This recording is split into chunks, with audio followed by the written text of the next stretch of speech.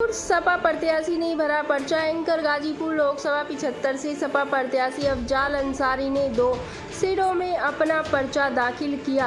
प्रस्तावक के रूप में सदर विधायक जय किशन साहू, जंगीरपुर विधायक वीरेंद्र यादव और पूर्व पर्यटन मंत्री ओम प्रकाश सिंह साथ में थे, जबकि विकल्प के रूप में अफजाल की बेटी नुसरत अंसारी ने निर्दलीय प्रत्याशी के रूप में अपना एक सेट में पर्चा दाखिल किया।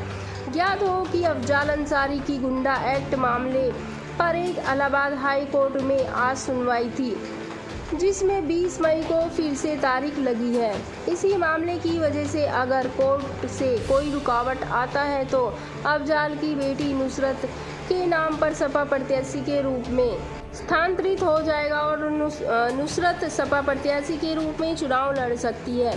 अगर यह स्थिति नहीं बनती है तो नुसरत अपना पर्चा वापस ले लेगी और अफजाल अंसारी चुनाव लड़ सकेंगे। वहीं अफजाल अंसारी और मुख्तार अंसारी के बेटे उमर अंसारी ने पारिवारिक तनाव के अटकलों पर विराम लगाया। अफजाल अंसारी ने चुनाव जीतने का दावा भी किया।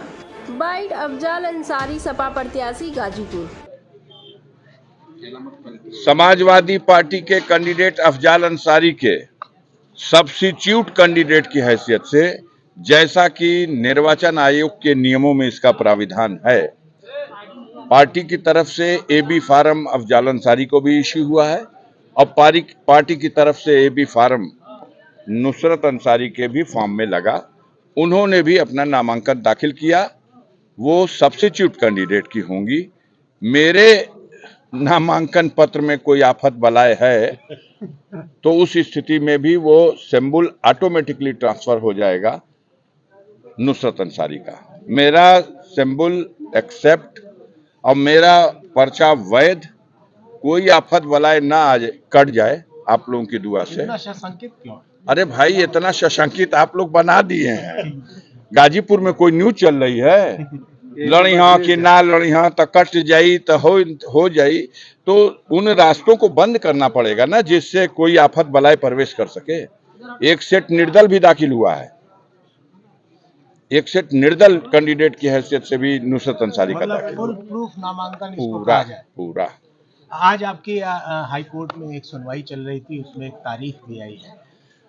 सांसद जी, आज आपके साथ मुख्तार अंसारी का बेटा उमर भी आया हुआ है और अटकलें चल रही थी कि उमर अंसारी नाराज चल रहे हैं। कृपा करके ये बताइए, ये अटकल कौन लगा रहा था और हवा इसको कौन दे रहा था? मीडिया में चल रही थी। तो मीडिया के भाइयों से हम लड़ें कि विरोधी पार्टियों से लड़ें? तो आज उसको इसीलिए लाना पड़ा?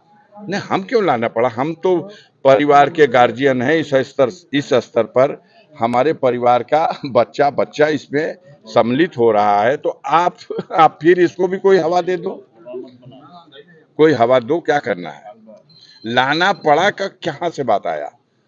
वो मेरा घर का बच्चा है। मैंने कल भी कहा था मेरे घर में सब खैरियत है और कोई घुसपैठ काम नहीं आ सकती। चुनाव मजबूती से लड़ रहे हैं, कैसा है चुनाव आप?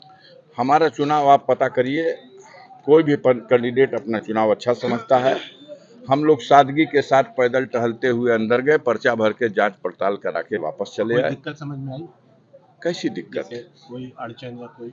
नहीं, क्या दिक्कत? हमको रसीद दे दिया कि आपके पर्चे में कोई कमी नहीं है, आप जा सकते हैं। आज आपने नामांकन किया है और चौथे चरण की वोटिंग चल रही है, क्या उम्मीद करते हैं? जो खबरें मिल रही हैं, उत्तर प्रदेश के स्तर पर 13 सीटें हैं।